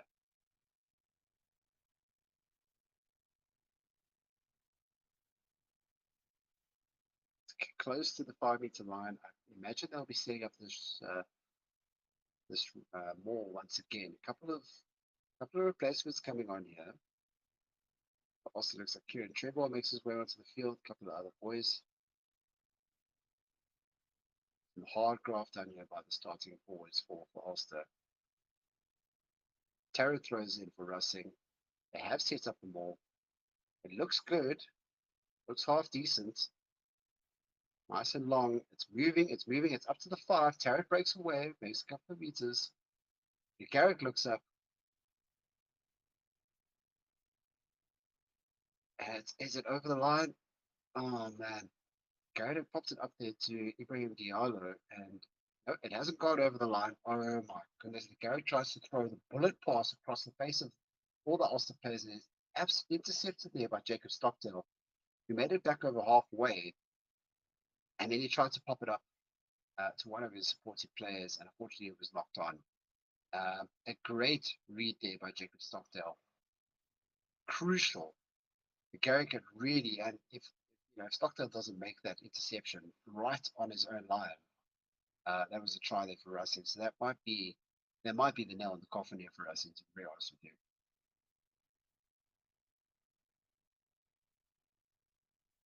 We see, I believe it was one Imhoff who chased down Jacob Stockdale.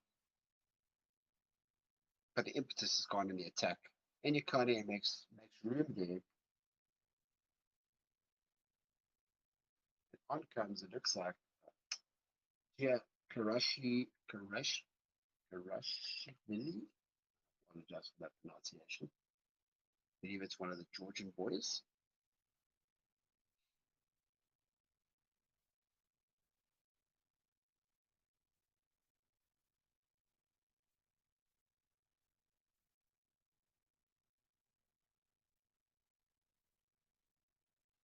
So let us know in the comments if you are of the view that Racing can make a comeback here. I think this game is out of hand for them at the moment. I'm not seeing too much from them that suggests that they have the ability to overcome this. I think that they could certainly have the ability to put a couple of points back.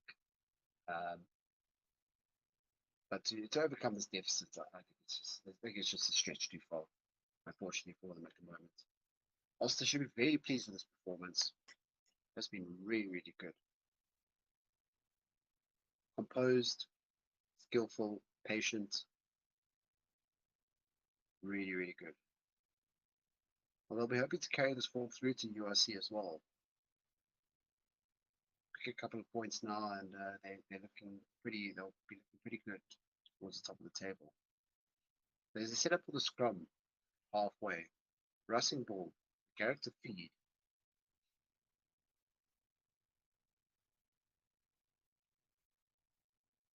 Wow.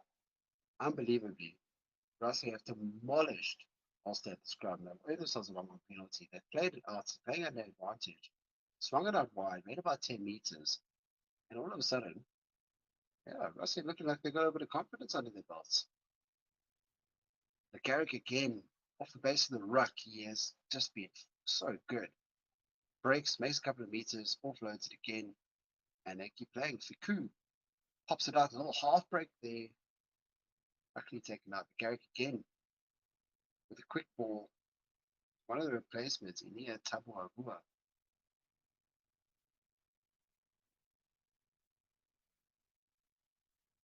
One of these big boys. Yeah, huge. Absolute units of a man. Fortunately, he's lost it in contact. He said, oh, bring it back for the long penalty. Just in front of halfway here.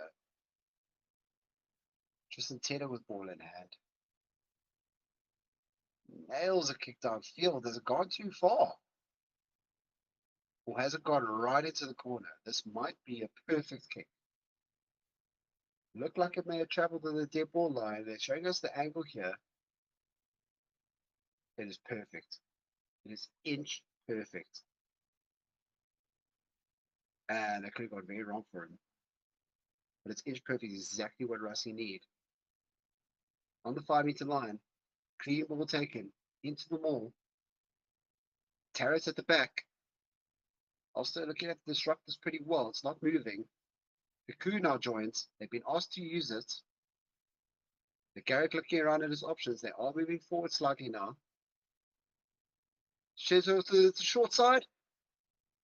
Oh, let's hold up again. Let's hold up again. Players everywhere. Players everywhere. Who was it that was held up there? Looks like Balaku makes the tackle over the line and he manages using a lot of strength to hold up whoever it was that had made that run.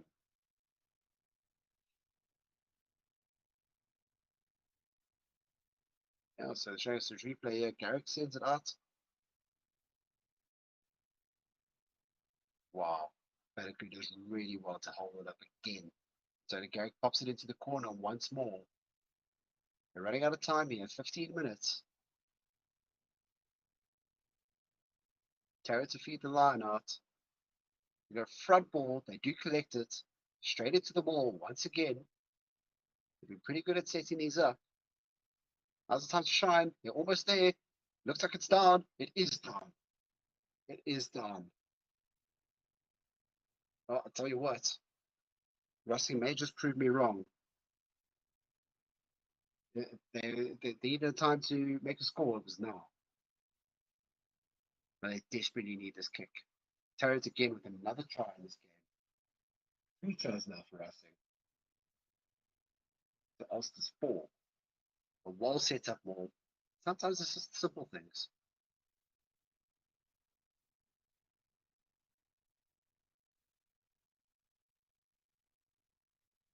Wow. Ulster players charging down the kick. It's high, and it is wide yet again from the Garrett, who is visibly disappointed.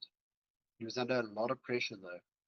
Ulster players trying to pull a Ches and Colby and disrupt his conversion. And I think they've definitely put him off because they were quite close to him.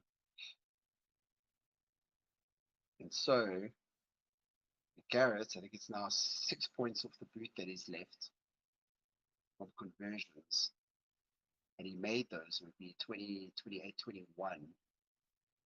One try kind of in it. As it stands though, it's at least 2 converted tries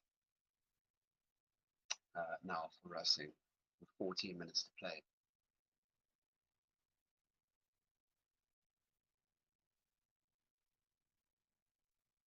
Off the restart, we go. Racing send it back at Ulster.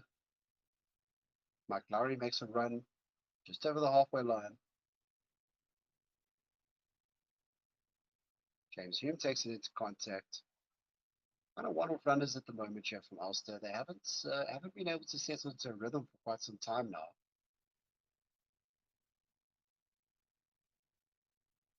A little bit of shape now. Mike Lowry takes it again into contact. Although Racing players are all over this ball.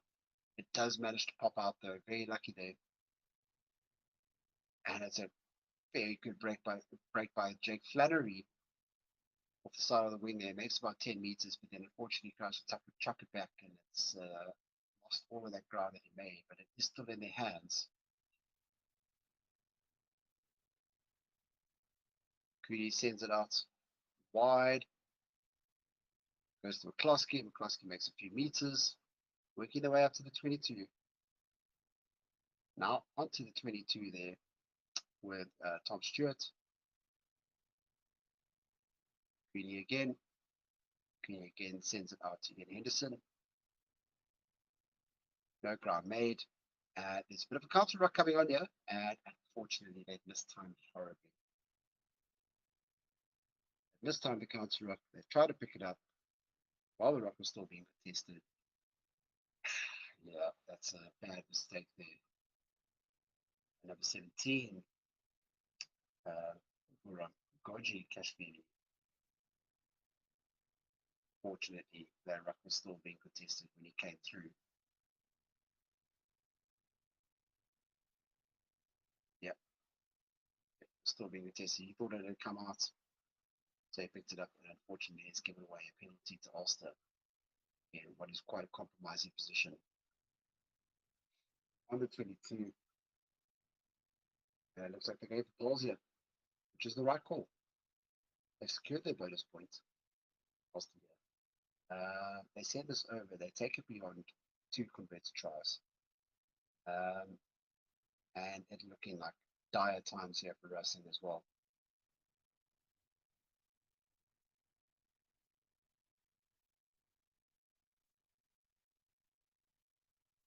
So Cooney, who's also had a fantastic time. 2 scrum halves are really looking today. Lines is up at poles. Smashes it. High, high, high, and over. 31 points to 15. And Ulster, I must say, I think that they've played a fantastic game. They've weathered the storm as well in parts where Racing have showed a little bit of impetus.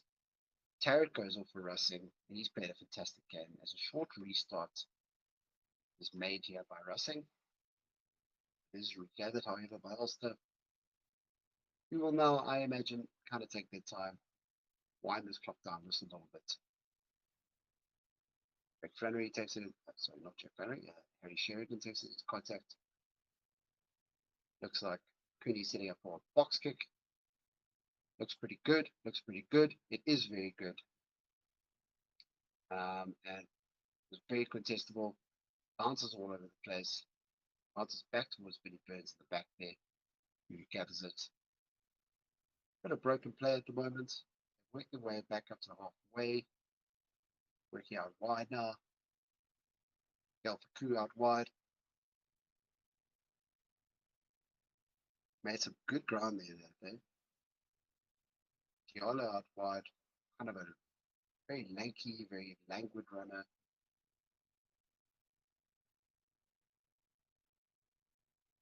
Garrick sends it out there to Rollins, who's bashed back in the tackle. Garrick again. Send it out to Kaku. Kaku is taken down about on halfway. He's fighting in the tackle. He's being held up. They are saying that it is a tackle, no more called. So they have to release.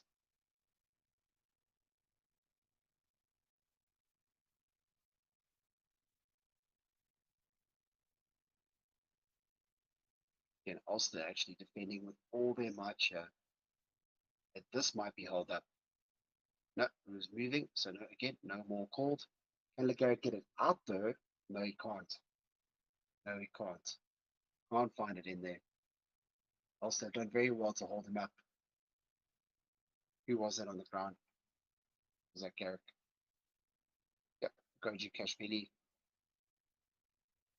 He's not had a great game since he's unfortunately come on. He's held up, turnover ball. Ulster were very happy with that. This is even worse news now for Racing. As we see, Ibrahim Diallo has had to leave the field once.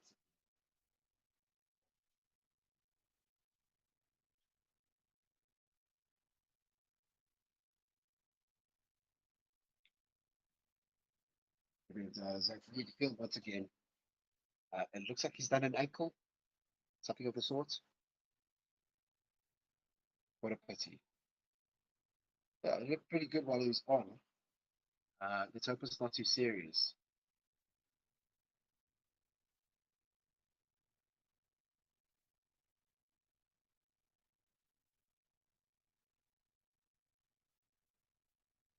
A bit of a break in play here. 7.5 minutes to play. Ulster ball. Ulster must be thinking they're just going to see this out now. Job done, really. Bonus point secured. Huge bonus point, by the way. In the context of the group as well. We'll put a lot more, take a lot of pressure off them. Racing will now be under pressure to get out of the group. 2 more weekends to play. For them, they'll, in all likelihood, will have to win both. And we'll need to secure a couple of bonus points out of that as well, depending how other fixtures go.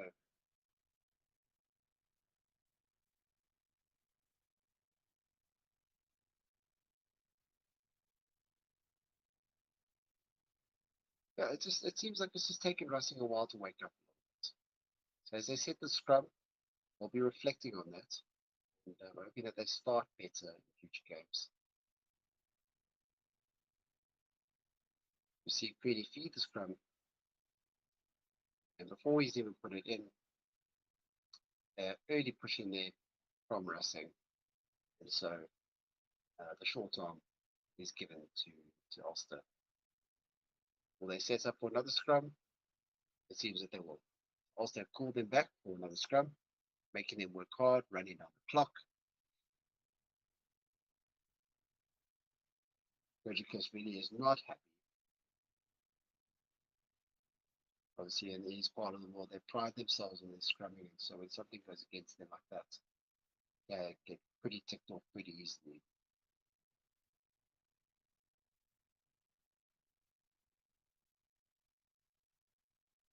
But he has another attempt to make up for it, Joe. Stephen Kitsoff still on the field, putting in an absolute shift tonight. Looks like he's going to go the whole game.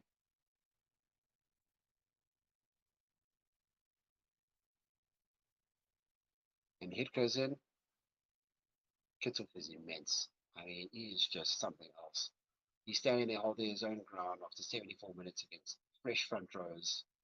Unbelievable. And it is clean ball for Ulster, who then take it into midfield and then to grab it through, knock down field just in front of the 22. And a quick throw in there. Quick throw, Russell then send it downfield. Looks like Mike Riley's picked it up and he's running hard. He's made the break. He's cleared through. He's cleared through. He's got nobody around him though. He is taken down just inside the 22. Ball's gone out there. Quickly thrown back in again. Or Mike Lowry's down, but he's getting back up again. So unfortunately for Mike Lowry, it's just had no one around him to really help him out. It was a beautiful break. No one was touching him. Racing sent it out wide in their own half. Gail Fakou switches direction and runs back around the other way, kind of France Steyn-esque, if you will. Ulster not all over this ruck, but it still remains in Racing hands. Garrick sends it out to that big boy, Tuba, who goes out wide here. Gilbert, so that is out to Imhoff, perhaps, who grabs it through. It's a chase. It stayed in field. It's a really good kick. And it's Spring, actually, who gets up, makes the tackle. Can also retain this ball just outside their 22. Just under 4 minutes left to play. Gelf makes an early call, unfortunately, thinking that the ball was out of base in the ruck. And it seems that it might have been, but he knocked it on in the process of trying to get to it. So really, this is the story of their game at the moment. Unfortunately, they just can't seem to get anything together.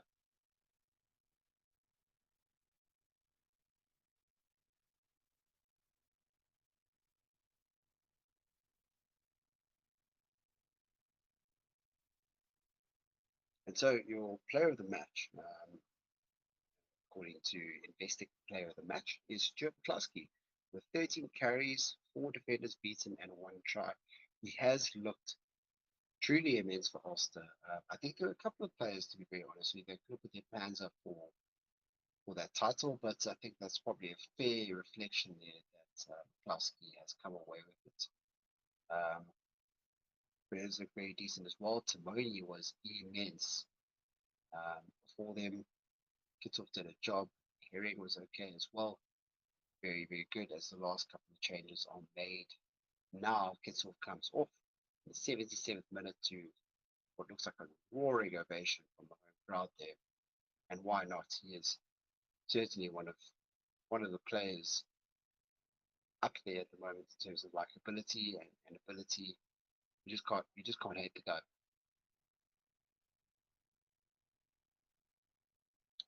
So Sullivan comes on, kicks off a couple of minutes there just to get the pulse running. Klasky making another run, working hard.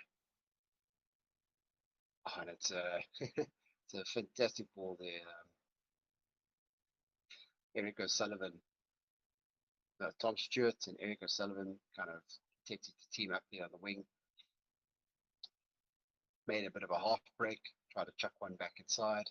Yeah, there's Tom Stewart on the wing, gets past one, tries to chuck one back inside, and he feels that there's been some form of interference here as he tried to play the ball back inside. We see that Garrick. Yeah, so it looks like Garrick was going for a tackle, but Tom Stewart believes that Garrick got in the way of his ball back inside. A bit of a tough call to make. I could sort of see what he was trying to say, but let it go. Play on, mate.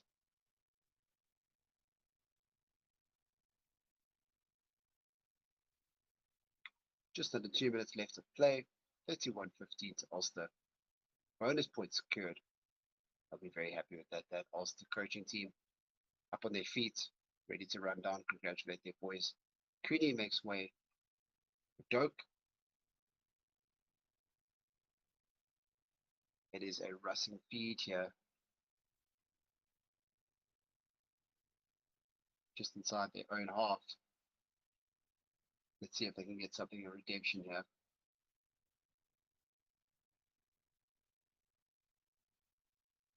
So they do win the scrum. They've sent it out wide immediately. Is that Imhoff? Here's Imhoff. Imhoff makes a good run there right on the wing. See to be patient here. Fabian Sankuni makes a good run there. Garrick with a no-look pass. Rollins takes it into contact just outside the 22. They set up again. Burrs to Faku. Garrick again. Looks like he's tripped there, but he's picked it up still. That's fine. Who is that? Somebody took that into contact there. Number 19. That was Cody again. Into contact and then through the Hail Mary pass. Bounces off his player's chest. Knock on. Ulster have the ball now. And they will certainly run this down. Doak marshalling his troops. All right, couple more seconds, boys.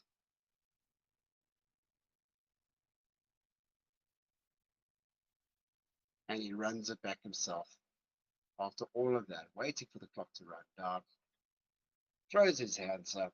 And they are ecstatic. This Ulster side look incredibly happy with that performance, and why not?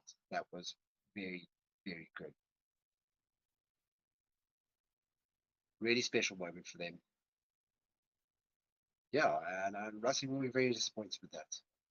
But that is the end of our coverage for today. Thank you very much. Please do check out my review, which I'll be posting shortly. And I think you know exactly which way it's going to go, because a very impressive performance here by Ulster. A lot of work to do by Racing. Thank you for joining me tonight. Thank you to our sponsors, Defender and BOYLESPORTS. If you haven't already, please do go check them out.